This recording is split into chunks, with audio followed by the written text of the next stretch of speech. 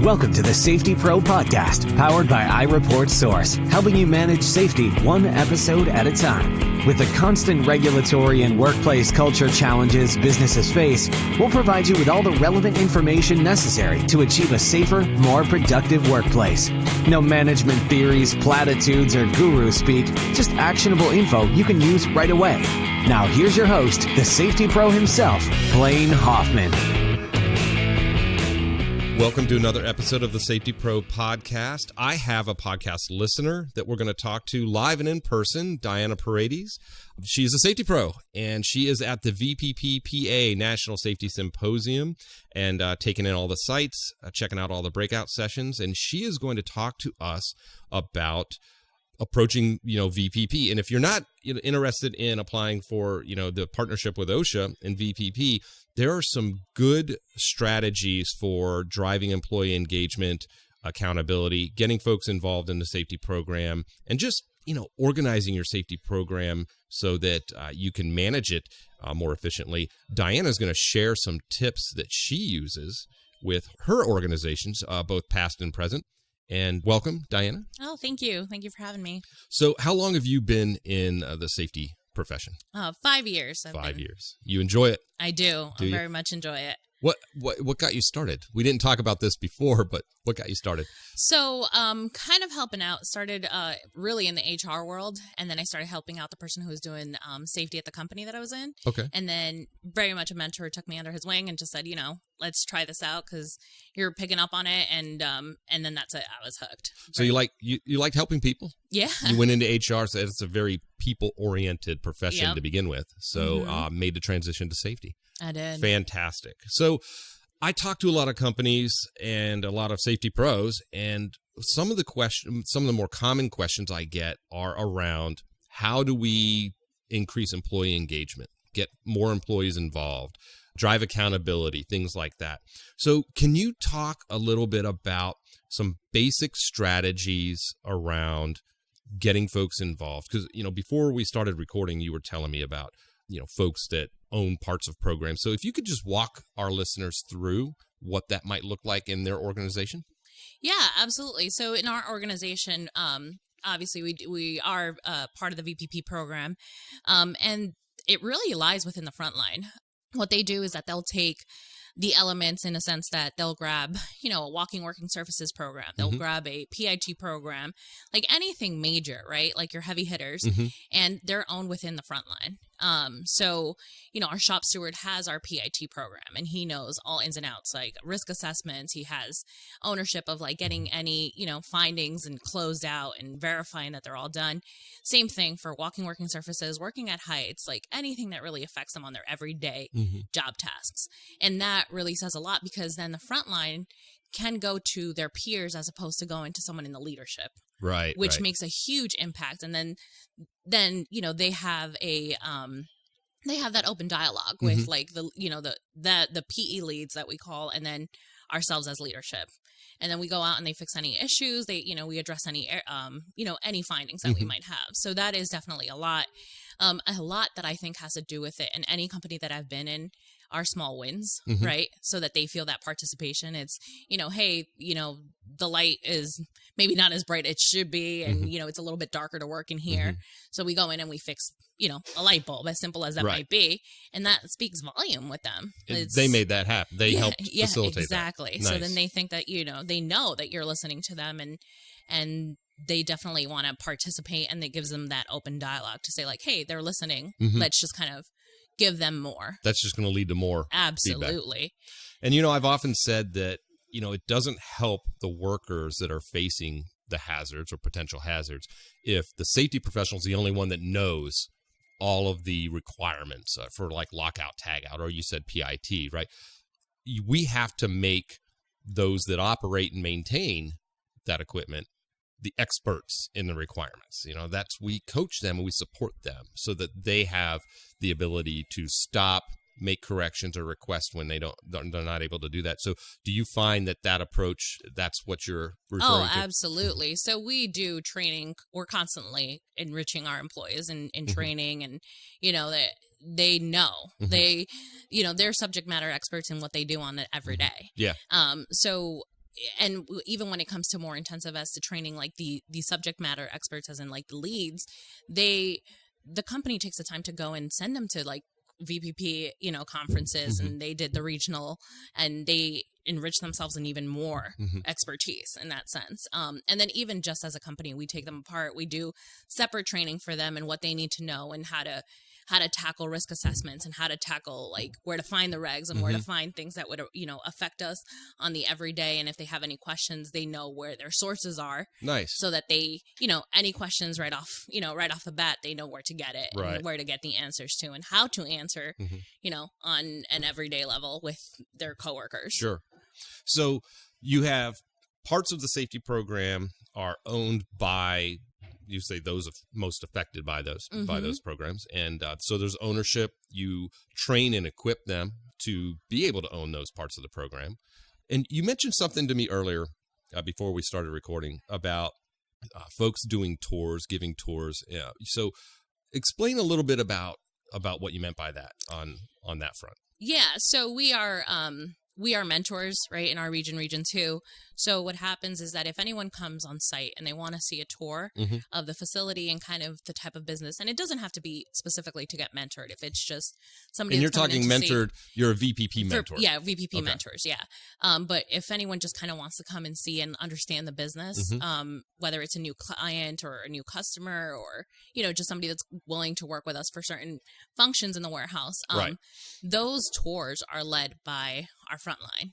Really? Frontline workers? Frontline workers. It isn't somebody in a PR department or HR or marketing doing the dog and pony show? Nope. As the EHS manager, I take a step back, and our frontline, they do all those tours. That's fantastic. Because what happens is that they know the floor better than anyone. Yeah. Right? I walk out there and I address any issues immediately, kind of talk to them on an everyday level, but like any nitty gritty, like nooks and crannies of the warehouse, that's all them, right? That's amazing.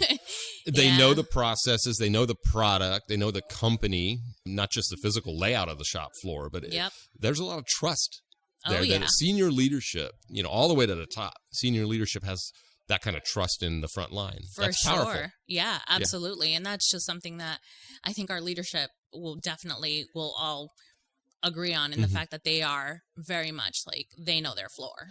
So your organization, what is the, I guess you could say, philosophical approach or outlook towards this? So, I mean, what leads to this? Why do you think your organization facilitates that type of approach? What is it about the approach to employee engagement or workplace safety? Share that with our listeners. Safety is at the core values of the company, right? And it's not just something that is said, it's something that's done, right? Anything that kind of moves with it, anything that trickles, whether it's contractors, whether it's a visitor on site, safety touches every single part of it, right? So, and that is huge. But then it's also very much, they coach us and mentor us into the sense of that we're managing from the heart, right? So we have that everyday approach with the employees, that it's not just hey, watch out, that's unsafe. It's hey, what's going on? Let's try to figure out. Like yesterday we had the speaker who, was talking about, let's talk to the employees every day, because sometimes his day might be going bad. That's open dialogue with our floor every day. Right. So manage from the heart. I love that. Yeah. I love that. I recently I had an episode about 5 ways to combat complacency, and some 8 coaching tips, and one was come from a place of compassion. And I think we don't talk about that enough. You know, I don't know what it is about this approach, but just having empathy and compassion for another human being, in whether it's safety or just life in general, right? Right. So that's actually a conscious effort in your organization. Oh yeah, for sure. And I think that it really, just as safety professionals, that we need to do that constantly, right? Because it wasn't just at the current company that I'm in, it was at the last company I was at. Good. It was, I didn't want to leave the last place I was at, because I just really cared about them. Like I wanted to teach them, and the more they knew, the better they were at doing what they were doing. And, and it was, it was hard to kind of get them and have them understand that approach, because they had been doing what they were doing for so long, right? And complacency.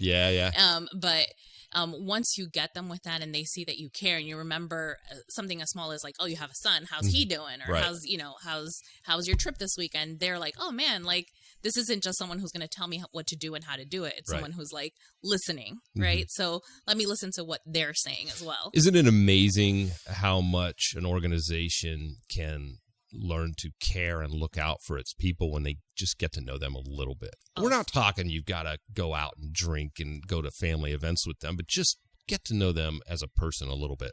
Yeah. It's so much easier to care for them and look out for them. Yeah. Isn't it great? Absolutely. Yeah. So you hear that, safety pros, you go out, talk to your HR folks, anybody in an organization that griping about turnover and everything else and how do we keep people from leaving, lead from the heart. Yeah. Right? 100%. So what we talked about, which is a great approach, by the way, and we talked about ownership. What other tips could you give listeners, just structurally or strategic tips on, how to manage your safety program, some best practices or tips you've learned or picked up along the way? I think best practice, like really in all, is just listening, right? You have your, I guess, like what everyone uses, your suggestion boxes, and we actually have a recognition program where if we walk on the floor, they don't necessarily need to be doing anything. They just wearing their PPE, and we'll give them, like a couple of like almost coins, and then they bank it in for, like a shirt or something. Right. So that's just kind of things like that. So reinforcing, not just intervening when something isn't going right, but reinforcing when we're doing good things. Because my whole thing in safety, what I've learned is that we will 100% say that we'll remember an employee for the one thing he did wrong. Right. And we'll never preach anyone for the million things that he does right. Correct. So, he or she. But, and that's kind of where I guess my best practice comes in the sense that like, yeah, just thank you. Oh yeah, that's great. You moved that out of the way to prevent that trip hazard. Right. Like that was a really good job. Yeah, yeah.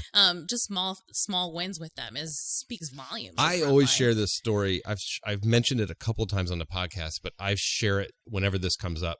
I saw this at a facility years ago where they came up with this little sign on a stand, and they would print out a picture of the worker, and it would say Jill prevented an accident here.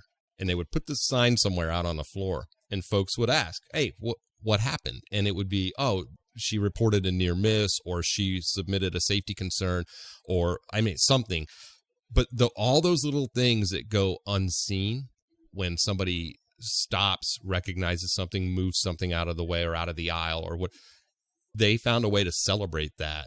And they did it visually with a little sign. And because I was going through the facility and I saw it, and I said, hey, what's up with this? And they said, oh, whenever somebody, corrects something, a hazard, or reports one, we put that sign out there so that other folks can either ask what was going on here so they can look for that in their area, or they can pat the person on the back or something like that. So yeah, the little celebrating these everyday little things that we do constantly that we don't realize prevents most of the, even minor accidents. So, for sure. So you find your culture, they respond to that? They do. Yeah. Yeah. Everyone likes to be recognized and praised, right? Yeah. So, especially in the workforce, unfortunately, I think that in safety, there's a lot of turnover as well. Yeah. So the site has gone through, at least currently where I'm at, a lot of safety managers, and they do really well at kind of, I come from a world where, we're constantly putting out fires in a sense, right? And then here it's a little more systematic. I have time to develop my programs and, kind of go from there, and they're helping me do it, right? And I tell them all the time, I said, if you guys help me, my job is so much easier, right? And I'm like, so let's do it. Let's keep doing it. Like, thank you guys for just doing what you're doing best, and, just kind of working smart and not hard.